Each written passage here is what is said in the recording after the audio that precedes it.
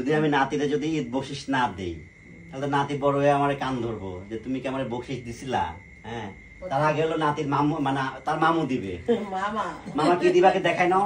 মামা লোক না, গল্প বলা লাগবে না, বলো মামা কি দিবা, ঈদ বকশিস দিব। দেখাও কি দিবা সেটা দেখাও। মামা হলো 200 টাকা রেখা দিছে। আমি সংক্ষেপে বলি, মামা 300 টাকা আমার থেকে নিছিল, 100 টাকা খরচ করছে আর 200 টাকা সে ভাইগনার জন্য রেখা দিছে। বাহ, মাশাআল্লাহ।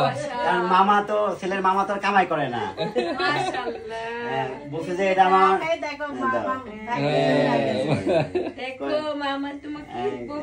মামা কামাই করলে আরো দিবে। মামা কত ভালোবাসা দিছে। এখন আমার নাতি তো চাইতে জানে না, চাইতে জানলে নাই নাতিরে চাইতেও দিতাম। বিয়ানগো লাগবো নাকি? হ্যাঁ, বিয়ানগো লাগবো।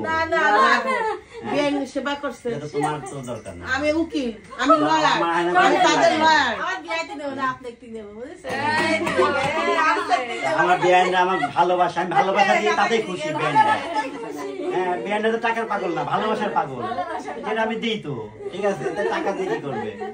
তা আমার নাতির হাত কো, আমার নাতি কিন্তু প্রথমে আমার হাত ধরছিল। হ্যাঁ, এই দেখেন আমার নাতি, এই দেখেন হাত দিয়ে টাকা ধরছে।